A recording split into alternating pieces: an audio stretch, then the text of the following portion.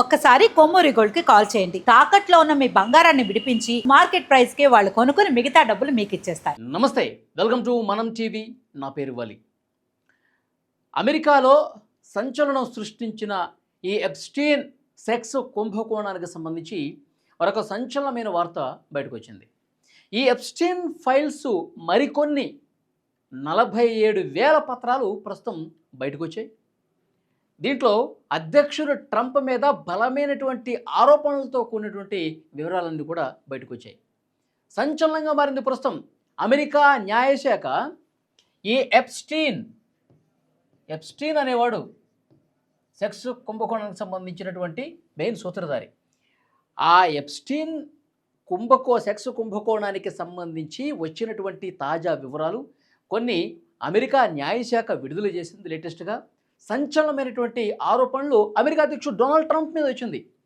అధ్యక్షుడు ట్రంప్ చాలామంది మీద అప్పట్లోనే లైంగికంగా ఆరోపణలు వచ్చినాయి. అతని మీద లైంగికంగా వేధించినటువంటి వాళ్ళు కూడా ఇప్పుడు అక్కడ మీడియా ముందుకు వచ్చి ఆరోపణలు చేస్తున్నటువంటి పరిస్థితి ఉంది.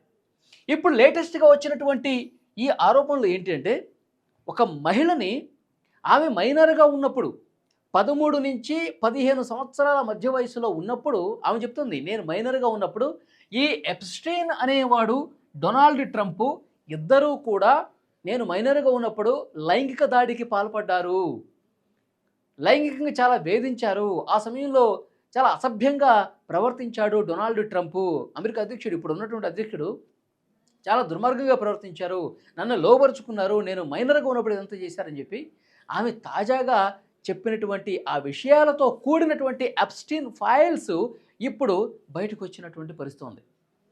ట్రంప్ చెప్తా ఉన్నాడు, గతంలో కూడా ఈ ఎప్స్టీన్ ఫైల్స్ మీద ఆయన మాట్లాడాడు, ఇవన్నీ కూడా పుకార్లే, నా ప్రత్యర్థులు నా మీద చేసేటువంటి ఆరోపణలే, దీన్ని ఎవరు నమ్మబాకండి అని చెప్పి ఆయన చెప్పేది గత కొన్ని రోజులకు చెప్తా ఉన్నాడు. కానీ అమెరికా న్యాయశాఖ ఇప్పుడు ఎప్స్టీన్ ఫైల్స్ కొన్ని విడుదల చేస్తే అందులో డొనాల్డ్ ట్రంప్ పేరు కూడా వచ్చింది. గతంలో మైక్రోసాఫ్ట్ అధినేతగా ఉన్నటువంటి బిల్ గేట్స్ మీద వచ్చినాయి.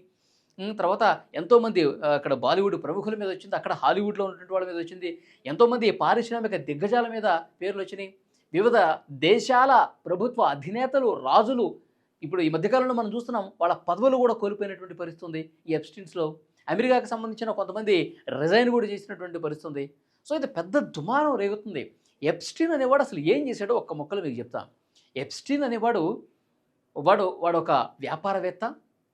వాడు ఏం చేసేవాడు, ఈ దేశాల్లో ఉన్నటువంటి అధినేతలు, పెద్ద పెద్ద బిజినెస్ మ్యాగ్నెట్స్, వీళ్ళందరినీ పార్టీలకి పిలిచేవాడు అనమాట. పార్టీలకి పిలిచి రహస్యంగా, మీకు అమ్మాయిలు ఏమైనా ఇంట్రెస్ట్ ఉంటే చెప్పండి, నేను మీ దగ్గరికి పంపిస్తాను, మా దగ్గర చాలామంది ఉన్నారని చెప్పి ఒక బ్రోకర్ పనిలాగా చేసి వీళ్ళకి ఒక ఐలాండ్, కరీబియన్ దీవుల్లో ఒక ఐలాండు కేవలం ఇలాంటి కార్యక్రమాల కోసమే పార్టీలు ఏర్పాటు చేసి అమ్మాయిల్ని ఎర్రగా వేసి తన వ్యాపారాల కోసము, తనకు స్వలాభం కోసం ఇలాంటి కార్యక్రమాలను చేశాడు ఎప్స్టీన్ అనేవాడు.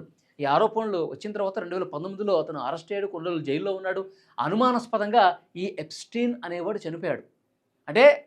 అంటే ఇతని విషయాలు చాలా బయటకు వస్తున్నాయి కాబట్టి ఇతను సెక్స్ కుంభకోణానికి సంబంధించి అసలు పాత్రధారులు ఎవరు, ఇతని వెనకాల ఎవరు ఉన్నారు, ఇవన్నీ కూడా బయటకు వస్తాయని చెప్పి అతను ఏమైనా చంపేశారని కూడా అనుమానాలు ఉన్నాయి. ఎందుకంటే జైల్లోనే అనుమానాస్పదంగా చనిపోయాడు. అది ఎలా చనిపోయాడు అన్నది ఇంతవరకు ఆ కేసు కూడా అతీగతి లేదు. కాబట్టి ఇప్పుడు ట్రంప్ మీద ఆరోపణలు మళ్ళీ తీవ్రస్థాయిలో వస్తున్నాయి కాబట్టి, డైరెక్ట్గా మహిళలు ఆరోపణలు చేస్తున్నటువంటి పరిస్థితి ఉంది కాబట్టి, దాని నుంచి తప్పించుకోవడమే ఈ యుద్ధాలు, దేశాల మీద విరుచుకుపట్టాలు, దేశాల మీద సుంకాలు వేయటాలు, ఇవన్నీ కూడా అమెరికన్ల దృష్టి మరల్చడం కోసం డొనాల్డ్ ట్రంప్ అనేవాడు ఇలాంటి కార్యక్రమాలకన్నీ కూడా తెరలేపుతున్నాడని చెప్పి ఒక చర్చ కూడా ఉంది బలంగా. అమెరికన్లు చాలామంది దీన్ని నమ్ముతా ఉన్నారు. ఎప్స్టీన్కి సంబంధించి ఏ చర్చ పెద్ద ఎత్తున వచ్చినా దాన్ని మసిపూసి మారేడుగా చేసే విధంగా, అసలు ఆ చర్చ జనంలో ఉండకుండా ఉండేందుకు ఈ దేశాల మీద ఈ విధంగా యుద్ధాలు చేయటం కావచ్చు, సుంకాలు విధించడం కావచ్చు, ఇష్టారీతిన మాట్లాడటం కావచ్చు, ఇవన్నీ ప్రజల దృష్టి మరల్చడం కోసమే అని ఒక చర్చ కూడా ఉంది. సో ఏది ఏమైనప్పటికీ ఇప్పుడు లేటెస్ట్గా అమెరికా న్యాయశాఖ రిలీజ్ చేసినటువంటి తాజా పత్రాల్లో ఇంకా ఎవరెవరి పేర్లు బయటకు వస్తాయి, మన భారతదేశానికి సంబంధించి కూడా కొంతమంది వ్యాపారవేత్తల పేర్లు ఉన్నాయని చెప్పి తెలుస్తోంది. గతంలో కూడా వచ్చింది, అనిల్ అంబానీ పేరు, ఇంకొంతమంది పేర్లు కూడా వచ్చినాయి. కాబట్టి ఇవన్నీ కూడా తరువుగా విచారణ చేయాలి. అక్కడ సుప్రీంకోర్టు కూడా విచారణకు సందర్భంగా ఈ ఈ ఈ విధంగా తీర్పు ఇవ్వచ్చని ఒక చర్చ ఉంది. తరోగా ఎవరున్నా సరే అందులో అమెరికా అధ్యక్షుడి నుంచి వివిధ దేశాల్లో ఉన్నటువంటి అధ్యక్షులు, ప్రధానులు, ఇంకా పెద్ద పెద్ద వ్యాపారవేత్తలు, సినీ ప్రముఖులు ఎవరున్నా సరే వదిలిపెట్టొద్దు. అవి నిజమా కాదా అది విచారణలో బయటకు వచ్చే అవకాశం ఉంది. FBI కూడా చాలా క్లియర్గా విచారణ చేసే అవకాశం కనిపిస్తోంది.